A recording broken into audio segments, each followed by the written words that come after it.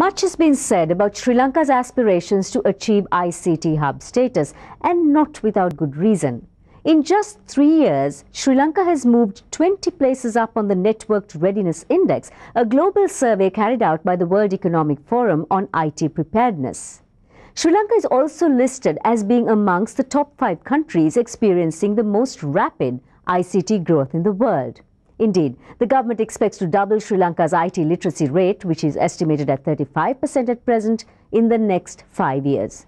So how realistic are these goals? And is enough being done to educate school children in the IT-ICT sphere? In the hot seat today, to shed some light on these issues, is Microsoft Sri Lanka's country manager, Sriyan De Silva Wijeratne. Welcome to Benchmark, Sriyan. As you know, Sri Lanka is vying for ICT hub status. Now, in your estimation, how are we doing on this front? Not too bad, but becoming an ICT hub, so to speak, is easier said than done. I mean, over the years, people talk of, being a hub was a spoke model kind of thing. So I think Sri Lanka probably has multiple avenues open. We don't necessarily need to be a hub to do very well in the IT industry. We can also be a feeder industry with India, and we have so many other options. But certainly the ICT industry is growing. A lot of good progress coupled with the BPO industry. I mean, there's give or take a little bit $400 million coming in through foreign exchange. So IT is starting to become a sizable contributor to the economy, and I think most indicators are moving in the right direction. So what more is required to get us there sooner rather than later? Capacity is one thing. We still are lacking in terms of capacity both on the IT front as well as general English and other skills which are needed to cater to the BPO industry. Sri Lanka also needs to work on positioning and branding itself globally so that it becomes interesting for parties to actually look at Sri Lanka as a good destination. We've progressed very well on the finance outsourcing side, getting good ratings from A.T. Kearney and things like that. So that side, I think we are on a very good footing. If we want to broad base that some more, which is the general intention, then we need to make ourselves visible and present on more fronts overseas as well. Do you think, given the situation right now, that enough is being done in schools, especially to educate the young students on ICT and in the IT sphere? Do you think, what are the barriers that you have come across really? I guess whatever you're doing is never enough right now, given that Sri Lanka is coming from behind. We are still lagging on that front when some of the competitive locations have put ICT a lot more into education than we have. We have made, I must say, tremendous progress in the last few years. There have been some very powerful initiatives undertaken in the primary and secondary schools through the Ministry of Education, which has put a lot of ICT infrastructure out into schools. They've also got the curriculum and IT subject now into the O-level stream, just starting to get into the A-level stream, and the ambition is really to get it and not have it as a subject, but use IT to actually teach normal subjects. This is what we've also been propagating in our own way, that IT on its own is one thing, but ICT has become more means of learning through internet, through PowerPoint, through regular interaction. So in the future, it will be difficult to separate IT from learning. So what part would a multinational like Microsoft, like yourself, for instance, be doing to improve this status quo? Is this enough, or are there strings attached? The IT industry is not something that you can build in isolation. There is no country which has succeeded in trying to develop an IT industry by closing its doors and thinking that they can do I would say a local IT industry, so to speak. Because the nature of technology and the amount of money which goes into R&D demands that you actually interact with the rest of the world. So if you look at the internet phenomenon, Facebook, so many things, these are all because it's a global industry. So firstly, you have to bring in multinationals and bring in the best of that knowledge into the country. Local language obviously is one of the issues, and a few years ago we came out with local Sinhala interfaces for both Windows and Office. Now that there was always a myth around should we take technology in English or local language, and what about the importance of English.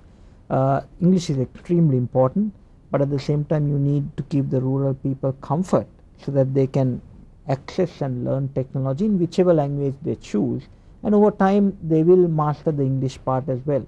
Rural talent is probably going to have a big role to play in building a very vibrant national kind of IT industry. And it's not just about the IT industry, it's about the way ICT supports every industry, whether it's apparel, whether it's so many other industries which are important to the country. There's a lot of IT engagement, involvement, adoption in those industries. So you need the talent to actually cater to that. Sriyan, there are an estimated 10,000 schools in this country and roughly 4 million students, which is 20% of the population. So, like I said, since our literacy rate stands at something like 90%, however, the Sri Lankans' IT literacy lags far behind. At this point of time, I think it's estimated at something like 35%, we're told. Having said that, the government expects to double this in the next 5 years. Is this realistic? I would say it's very challenging, extremely challenging, because when you say 75%, you're leaving out just the young and the old, pretty much everybody else. So if we want to do that, it's not impossible, but it needs a very inclusive strategy. It's not something that a government-driven strategy alone would be able to succeed in. It is something where government, private sector, NGOs, education, businesses, everybody will have to play a big role if they want to actually get there. I think what would be important is to have an ambitious goal so that we get to a critical mass. Otherwise, we might aim too low. So 75% I think is extremely challenging, I would say. But end of the day, in 5 years, it's not about whether we get to the 75 or not, but whether we lifted IT literacy up. We take a quick commercial break now. On the other side, Sriyan De Silva Wijeratne talks about empowering the state sector with ICT and the BPO KPO industry. Can Sri Lanka compete with the likes of India? Stay tuned and find out.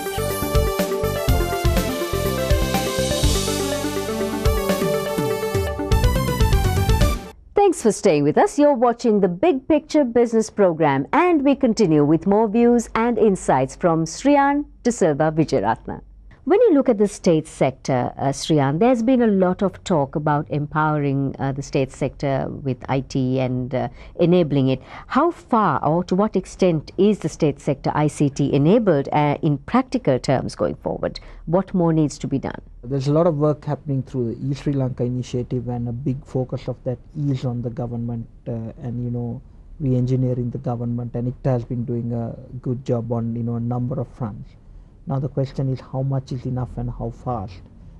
Public sector has always thought to be slow to readjust, and that's always a challenge, not just in Sri Lanka, in any part of the world when they've actually tried to re-engineer government.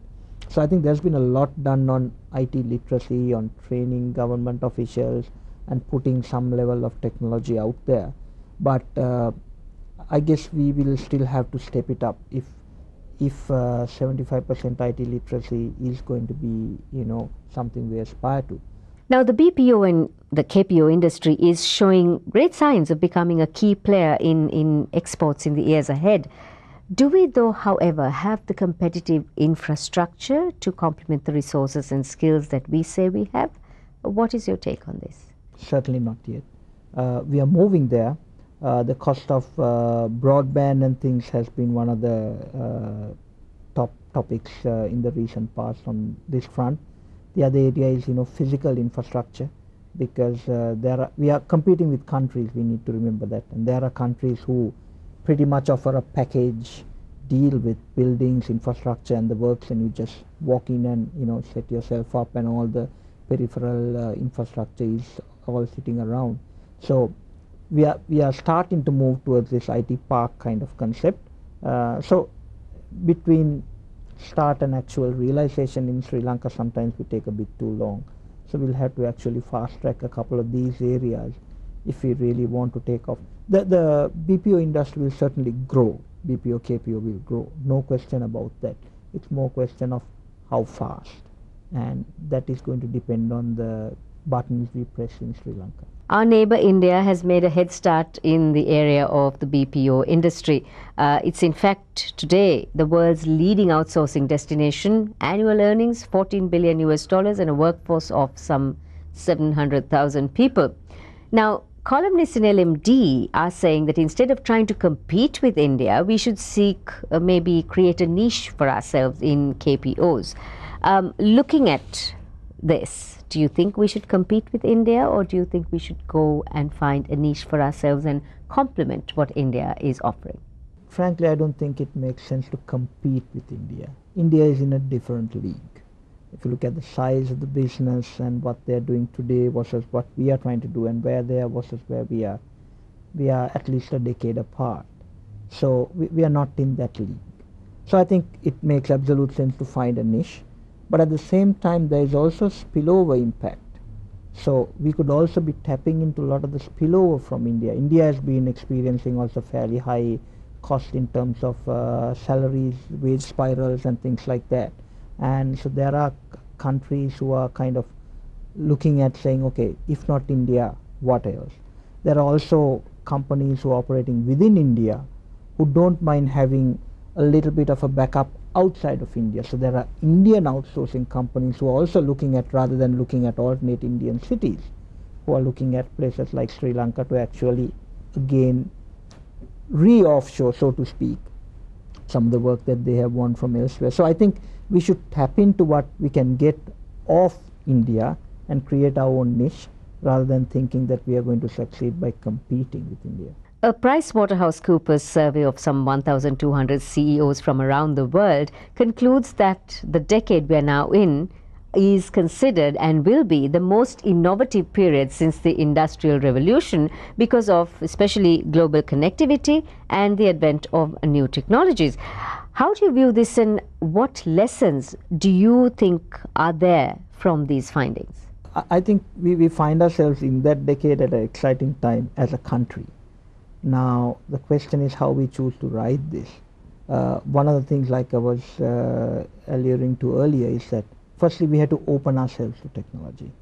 The innovation is getting driven by a willingness to try new things, to adopt the Facebook phenomena and Twitters and all these things means that you need to be open.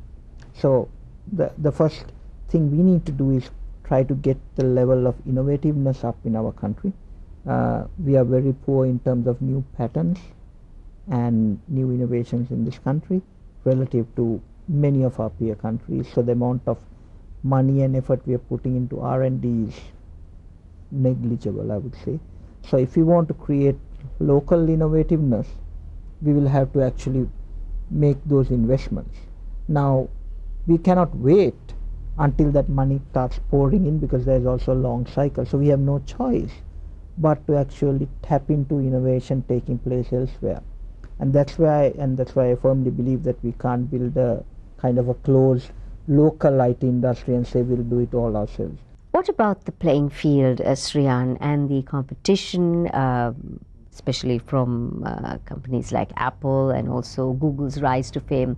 How does Microsoft react and work in an environment like that? We have a strong presence, we have lots of people, we're doing a lot. So there is a certain level of competition at brand level, but Sri Lankans also value the fact that we are here on ground. It's very much a local operation, so we have a local feel of what to do, and people value that as well. So the competition is going to get tougher, but I think the team is also well equipped. So we are happy with, and sometimes that inspires us to do greater things as well. So I look forward to that. And that concludes our interview with Sriyan De Silva Wijeratne. It's time now for another commercial break. When we return, we take a closer look at the 2009-10 edition of the LMD Stage 20. Stay with us.